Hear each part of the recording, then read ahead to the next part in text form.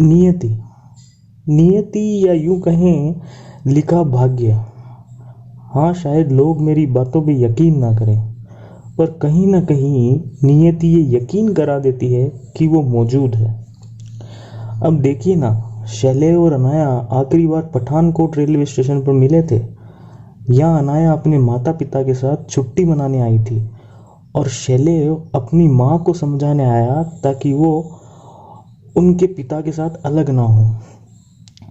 पर जीवन में ये सबक शैलेव ने ले लिया था कि नियति का लिखा कौन जानता है। शैलेव की लाख कोशिश के बाद भी अब उसके माता पिता अलग हो चुके थे। अब शांत शैलेव के भीतर एक अशांत शैलेव बस चुका था। शैलेव वैसे तो किसी मैगजीन में कॉलम लिखना, छोटे मोटे ऐड लिखना, इससे अपनी आजीविका चलाता था। पर नियति ने ऐसी उधेड़ बुन की रचना की जो वो चाह कर भी अपने काम से भटक गया था। वो कहते हैं ना, when pen write itself, no writer can control it। ये शैलेव के साथ हो रहा था। अक्सर जब लोग अपनी जीवन यात्रा से भटक जाते हैं तो नहीं समझ पाते कि वो तलाश क्या कर रहे हैं। बस इसी तलाश में शुरू हुई बनारस की यात्रा। अरे तू बनारस क्यों जा रहा है? शैलेव की माँ ने कहा। बस कुछ काम है माँ, ये कहकर शैलेव वहाँ से निकलने लगा। ठीक है, पर अपना ध्यान रखना, शैलेव की माँ ने बड़ी दबी आवाज़ में कहा। ठीक है माँ, बाय। ये कहकर वो जो कार बुलाई उसमें बैठ गया। शैलेव पालमपुर से पठानकोट रेलवे स्टेशन की ओर निकल चुका था, जहाँ से उसकी नियति उसे बुला रही थी। अब शैलेव वैसे ही शांत पठानकोट की बेंच पे बैठा था जैसे कि वो सूरत की बेंच पे बैठा था और हिमगिरी एक्सप्रेस का इंतज़ार कर रहा था। तभी उसे अनाया की याद आई और उसकी आंखें अनाया को ढूंढने लगी कि कहीं तो अनाया चहकती मुस्कुराती उसे दिख जाए, पर वैसा कुछ हुआ नहीं। इधर ट्रेन स्टेशन पर अनाउंसमेंट हुआ, कृपया ध्यान दें, गाड़ी संख्या 12332 हिमगिरी एक्सप्रेस प्लेटफॉर्म नंबर 3 पर आएगी।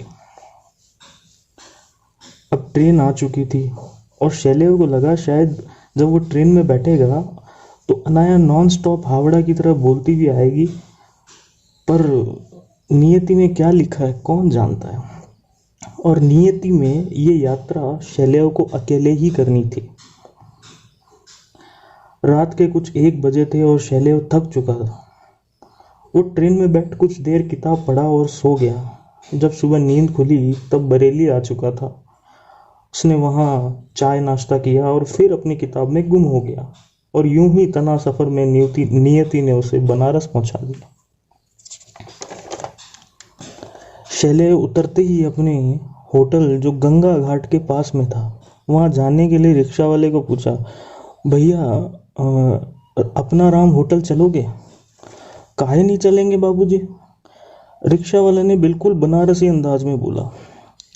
होटल के कमरे में पहुंच शैलेव तैयार होने लगा, जैसे सोच कर आया हो कि कहीं उसको जाना है। पर पता नहीं क्यों तैयार होकर अचानक वो शांत बिस्तर पर फिर लेट गया। शायद शैलेव थक चुका था, पर उसे अपने कमरे से आरती और शंख सुनाई देने लगे। हाँ, ये माँ गंगा की आरती थी और शैलेव अपने अशांत मन के रुदन को शांत करने के लिए वहाँ जाना चाहता था, पर जा नहीं पा रहा था। और अचानक ही उसने चप्पल पहनी और निकल गया। माँ गंगा और आरती बहुत विस्मरणीय नजर आ रहे थे। शैलेव तो जैसे आरती में फूट फूट कर रोने लगा। वो कहते हैं ना, अक्षर शोर में खालीपन निकलता है। बस कुछ शैलेव के साथ यही हो रहा था। अब शैलेव बहुत हल्का महसूस कर रहा था और आरती खत्म होने के बाद घाट के किनारे पर ही बैठ गया। तभी एक आवाज़ आई, क्यों शैलेश बाबू, चाय पियेंगे? अरे अनाया, तुम कब और कैसे? शैलेव ने बड़ी उत्सुकता से पूछा। जैसा कि मैंने कहा था, नियति खुद बताती है कि वो मौजूद है। हमने गंगा आरती में रोते देखा, सोचा पूछ लेते हैं। अनाया ने बड़ी समझदारी और नटखट अंदाज में पूछा।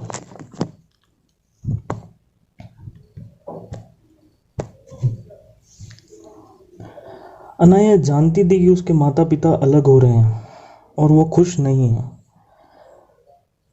शैलेव बाबू, हम इतने अनजान नहीं हैं, आप बता सकते हैं क्या बात है? अनजान बनते हुए अनाया ने पूछा। अरे नहीं नहीं, कुछ नहीं, वो बस इतनी सुंदर आरती थी ना तो रोना आ गया, बड़े दबे स्वर में शैलेव ने कहा।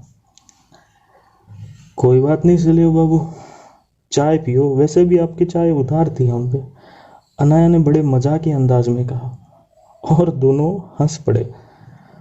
अरे ये बताओ कब आई तुम? शैलेव ने बड़ी उत्सुकता से पूछा।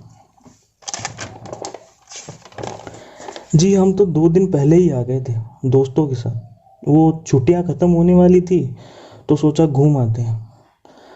अभी बस वो होटल जाने ही वाले थे और आपको रोता हुआ देखा तो मैं रुक गई। हंसते हुए अनाया ने फिर कहा। क्या तुम भी? खिंचते हुए शैलेव ने कहा। अच्छा अच्छा सॉरी, अनाया ने कहा। बस फिर वो दोनों, शांत गंगा और गहन सन्नाटा। तो कब जा रहे हो फिर वापस? चुप्पी तोड़ते हुए शैलेव ने कहा। "अ, कल जा रहे हैं, अनाया ने कहा। अचानक ही गंगा जी और शांत हो गई। थोड़ी देर वहां शांति बनी रही। शैलेव बोलता है, चलो रात बहुत हो गई है और कल जाना भी तो है तुमको।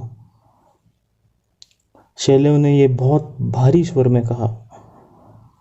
बस दोनों ने यूं ही चाय की आखिरी चुस्की ली और अपनी चंद मुलाकात को ख़त्म किया और एक दूसरे को बाय कहा। तो ये थी शैलेव और अनाया की एक और अधूरी कहानी।